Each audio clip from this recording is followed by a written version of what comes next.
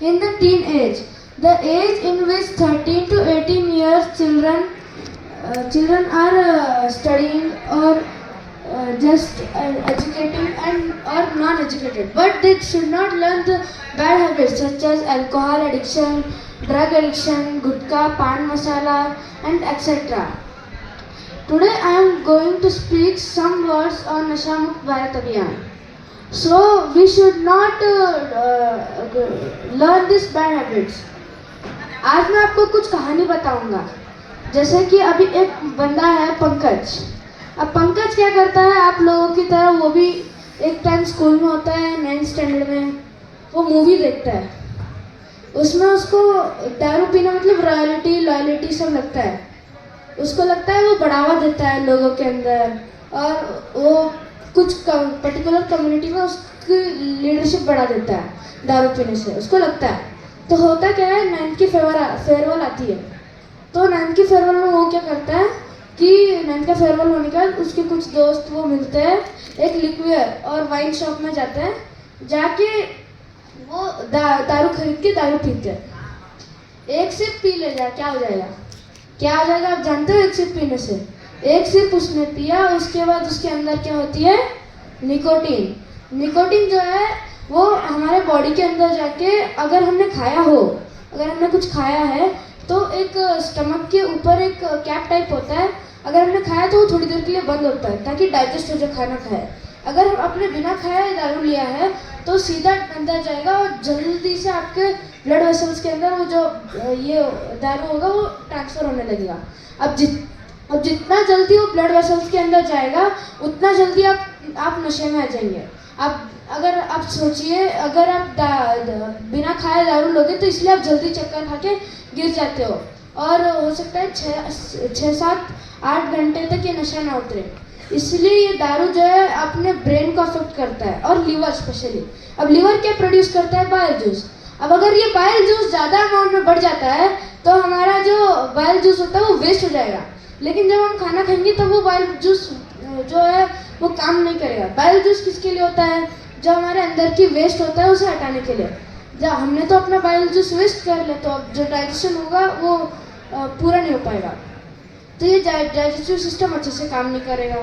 अगर हम दारू पिएंगे तो क्या होगा, स्पेशली हर एक पर्टिकुलर एक सिंगल ऑर्गन भी हो, छोटा सा भी ऑर्गन हो, वो डैमेज कर देता है. अभी लिवर हो गया बात, अभी हार्ट को भी डैमेज करता है. हार्ट में 4 चेम्बर होते हैं, सुना है? अगर उसमें से एक भी चेम्बर गया तो खत्म. अब दारू बनता कैसे, क्या आपने कभी सोचा है?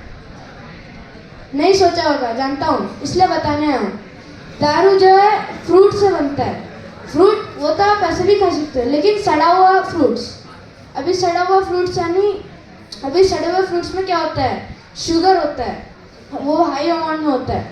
अब वो फ्रूट्स तो नेचर में होता है ना पेड़ के ऊपर, तो बाहर से कुछ एक सिंगल सेलुलर और यूनिसेलुलर फंगी आता है जो कि ईस्ट होता है. ईस्ट जब शुगर के साथ रिएक्ट करता है तब वो फॉर्म करता है कार्बन डाइऑक्साइड एंड अल्कोहल. ये आपने इक्वेशन सुना होगा, sugar plus yeast equals to CO2 plus alcohol. इस प्रोसेस को हम फर्मेंटेशन कहते हैं. ये जो फर्मेंटेशन प्रोसेस होता है इसमें 2% से ज़्यादा अल्कोहल फॉर्म नहीं होता. 2% 4% इतने के अंदर ही रहता है. लेकिन जो हम बाहर के दारू खरीदते हैं ये सब, इसमें कितना परसेंट होता है, 30, 40, 50, 60, 70, कभी कभी 80 तक चले जाता है. अब ये जो 60-70 ये कैसे हो जाता है, जबकि फ्रूट में तो 2 से 4% तक ही है. ये जब होता है जब हम इसको डिस्टिल वाटर में डाल के पूरे ठंडे पानी में डाल देते हैं एक ही बार में. अभी मान लो आपने उसको जो अल्कोहल है वो फ्रूट के अंदर पाया था ना, उसको आपने बॉईल कर दिया मान लो, फिर उसको जैसे ही बॉईल किया निकाल के सीधा ठंडे पानी में रख दिया 0 डिग्री से नीचे वाले, तो एक ही दम में इतना हार्ड वाला वाइन प्रिपेयर होगा जो कि सेहत के लिए बहुत अच्छा नहीं होता. अभी कुछ वाइन 2 तरह के होते हैं. एक वाइन जो होता है वो हम शॉप में खरीदते हैं, जो 600-500 में मिल जाता है. एक और आता है, अभी गांव वालों को भी तो लगता होगा कि एक बार घूट पी के देखते हैं, उनके पास 10 रुपये का आता है एक वाइन, चिल्लू बोल के. और वो चिल्लू में क्या होता है कि इथेनॉल, अल्कोहल, कभी कभी उस चिल्लू में सीधा मिथेनॉल आता है. Methanol is very harmful which can affect, अगर वो एक बार आपके बॉडी के अंदर चले गया तो वहीं पे आपका खत्म है पूरा खेल। इसलिए मिथेनॉल लेना बहुत अच्छी बात नहीं होता है। मतलब वो जो विलेज का दारू 1-2 साल में आपको ख़त्म कर देगा। अभी जो शहर का दारू है वो पता ही नहीं चलेगा आपको कब अंदर घुसेगा, क्या काम कर रहा है। जब ये 20 साल के बाद आपको दिखाएगा उसकी असली असर, जबकि आपको आपके फैमिली को हर्ट कर सकता है, सोसाइटी और पर्टिकुलर आपके घर के आसपास के कम्युनिटी को। अगर मान लो आपके घर में एक बच्चा भी है, वो भी सीख जाएगा दारू पीना, मतलब ये फैमिली टू फैमिली बढ़ते जाएगा आगे। इसलिए हमारी गवर्नमेंट ने क्या किया, नशा मुक्त भारत अभियान बोल के एक स्कीम पॉलिसी लाया, जिससे उनको लगा कि लोग सुधर जाएंगे जो नशा लेते हैं। लेकिन कुछ लोग ही सुधरे हैं जो कि अभी तक नशा लेते हैं। हमें ज़्यादा से ज़्यादा लोगों को सुधराना है, ये काम हमारा है। हम कौन से देश के हैं? हाँ, तो भारत को सिक्योर रखना किसका काम है? हाँ, citizens of India. Citizens of India जब तक इसको अपना रोल नहीं बनाती, जैसे कि आपने देखा परसों Gen Z against education minister Dharmendra Pradhan हटाने के लिए जनजी यानी 1996 से 2012 तक जितने भी लोग बॉर्न हुए, उन सबका जितने भी लोग थे उसमें जितने भी पैदा हुए थे वो सारे लड़ने गए थे दिल्ली सुप्रीम कोर्ट में कि धर्मेंद्र प्रधान को हटाओ, फिर नया एजुकेशन मिनिस्टर को लाओ। क्यों? नीट पेपर लीक हुआ था। ऐसे ही हमें आगे आने वाली पीढ़ी में भी हमें ऐसे प्रोटेस्ट करने हैं ताकि नशेड़ी जो बन रहे हैं आगे बनने नहीं देने के लिए हमें ऐसा कुछ प्रोटेस्ट करना है कि अल्कोहल बैन कर दो। अल्कोहल पूरी तरह से बैन भी नहीं हो सकता। 2012 इंसिडेंट, इसमें क्या हुआ था कि एक बार गुटखा बैन कर दिया था। पहले गुटखा एक ही पैकेट में आता था। अब बिजनेसमैन ने दिमाग लगाया कि क्यों ना पान मसाला और तंबाकू को अलग करके बेच दे। आपने विमल, कमल पसंद ये सब तो सुना ही होगा।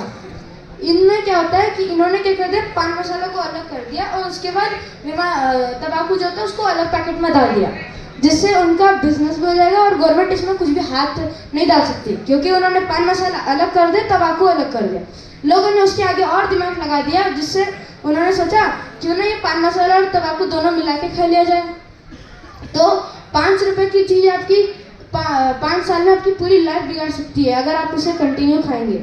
अब ये जो निकोटीन है ये क्या करता है, हमारे ब्लड वेसल्स में जाके उसको चाहिए, मतलब अब उसको एक बार ऐसे अगर आपने एक गुट पिया, मान लो दारू पी लिया, गुटखा खा लिया एक बार, तो निकोटीन से इतना अच्छा लगाव हो जाता है उसको कि यही चाहिए मुझे और कुछ भी नहीं चाहिए ब्लड वेसल्स के लिए।